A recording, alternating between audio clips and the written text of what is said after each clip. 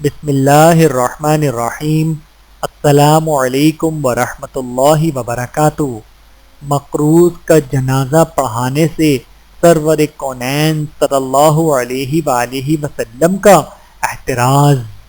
نبی کریم صلی اللہ علیہ وآلہ وسلم کی خدمت میں ایک جنازہ لایا گیا تاکہ آپ صلی اللہ علیہ وآلہ وسلم نماز جنازہ پڑھا دیں۔ آپ صلی اللہ علیہ وآلہ وسلم نے دریافت فرمایا کہ اس میت پر کسی کا قرض تھا؟ لوگوں نے کہا کہ نہیں۔ آپ صلی اللہ علیہ وآلہ وسلم نے نماز جنازہ پڑھا دی۔ پھر ایک اور جنازہ لایا گیا۔ آپ صلی اللہ علیہ وآلہ وسلم نے یہی دریافت فرمایا، اس میت پر کس کا قرض تھا؟ لوگوں نے کہا کہ ہاں، اس پر قرض تھا۔ یہ سن کر آپ صلی اللہ علیہ وآلہ وسلم نے ارشاد فرمایا، پھر اپنے ساتھی کی تم ہی نماز پڑھ لو۔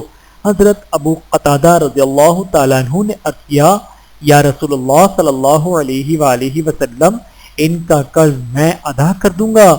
تب جا کر آپ صلی اللہ علیہ وآلہ وسلم نے ان کی نماز جنازہ پڑھائی۔ بحوالہ صحیح بخاری، حدیث نمبر 2295۔